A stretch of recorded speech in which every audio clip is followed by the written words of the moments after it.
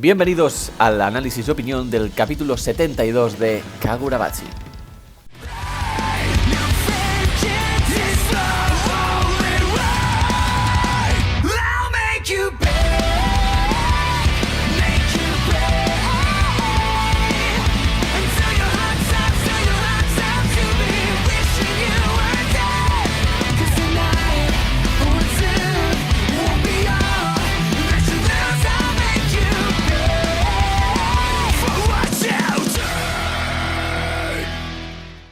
Tras leer uno de los capítulos más emotivos sin ninguna duda de toda la serie, en el que tuvimos la oportunidad de ver gran parte del pasado de Iwori, la relación con su madre y cómo su enfermedad fue gran parte la causante de que ella volviera a tener y reconstruir su relación con su padre Seiichi Samura, el capítulo nos dejaba mostrándonos este primer encuentro entre Yura, el líder de los Hisaku, y Seiichi Samura.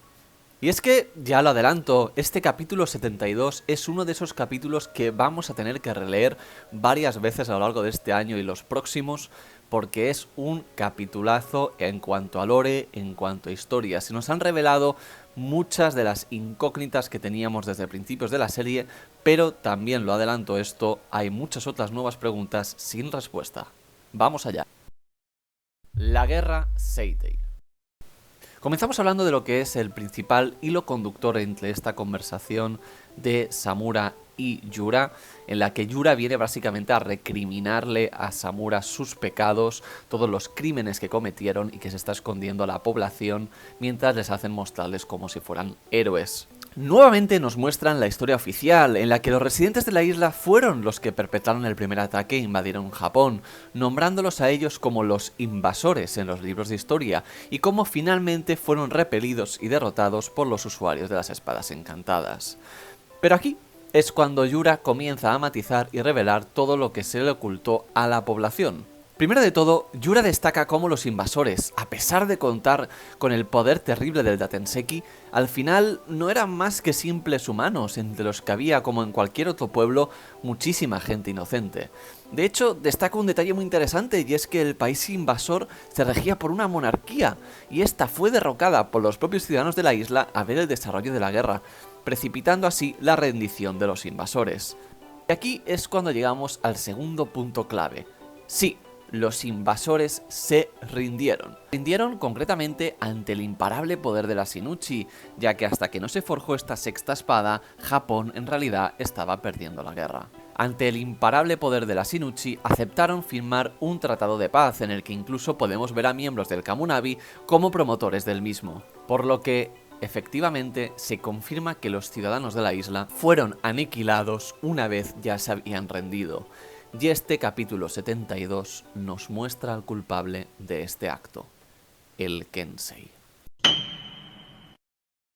El Kensei, el usuario de la espada encantada más poderosa jamás forjada, fue en efecto el perpetrador del mayor genocidio de la historia reciente de Japón, aniquilando a más de 200.000 vidas inocentes. Aquí, Hokazono Sensei nos maravilla con una de las dobles páginas más icónicas de la serie hasta ahora, mostrándonos el atronador poder de la Shinichi y la completa aniquilación y sufrimiento que ocasionó, con detalles de la habilidad que ya habíamos visto previamente durante el arco de la Rakuza Ichi, cuando Kiora fue poseído por la espada, viendo nuevamente a esas icónicas mariposas y escolopendras. No se nos hace ya raro a día de hoy ver a Hokazono Sensei coger múltiples inspiraciones de la vida real, pero me gustaría destacar cómo muchos usuarios de la comunidad de Kagurabachi han mencionado y destacado los paralelismos del genocidio del Kensei con la masacre de Nanjing, en la que Japón en los años 30 cometió uno de los mayores genocidios de la historia de la humanidad sobre la población china de Nanjing, con una cifra también casualmente de 200.000 víctimas. Al final esto no son más que elucubraciones, pero desde luego no sería el primer ejemplo de un mangaka que realiza una crítica de la guerra y particularmente del pasado oscuro de su país. Volviendo al Kensei, ahora sabemos por qué el Kamunabi, contrario a este acto que cometió, lo dejó cautivo durante años, y también se nos revela que fueron los otros 5 usuarios de las espadas encantadas los que consiguieron retenerlo. Pero esto no hace más que generar nuevas preguntas. ¿Por qué el Kensei fue movido a cometer tal atrocidad habiendo ya acabado la guerra? Y todavía más extraño, ¿por qué Rokuhira Kunishige, quien siempre se nos ha mostrado como una buena persona y todo un referente como padre para Chihiro, tenía al Kensei, a esta persona, como la de su mayor confianza, hasta tal punto de dejarla sin Uchi en su poder?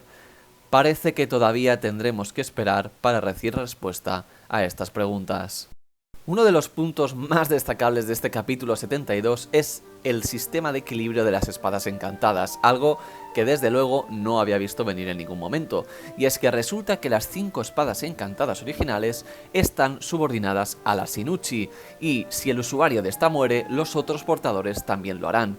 Esto es muy interesante, ya no solo por el papel que jugará en el futuro y las repercusiones que podría tener en el caso de que el Kensei sea asesinado, sino porque también da más fuerza a la teoría de que Samura podría estar usando el poder de la Tobimune para matar y resucitar a los otros usuarios, y así evitar, una vez acabe con el Kensei, que estos fallezcan.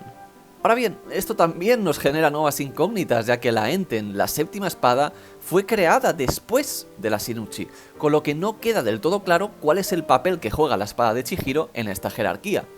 Este mismo punto también probablemente tenga relación con una de las mayores intrigas de la serie, que es el por qué Kunishige forjó la espada de Chihiro una vez ya había acabado la guerra.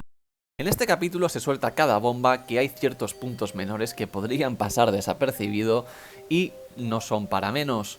Uno de ellos es referente a Yura, un personaje del que todavía desconocemos muchísimo, como sus motivaciones o su poder.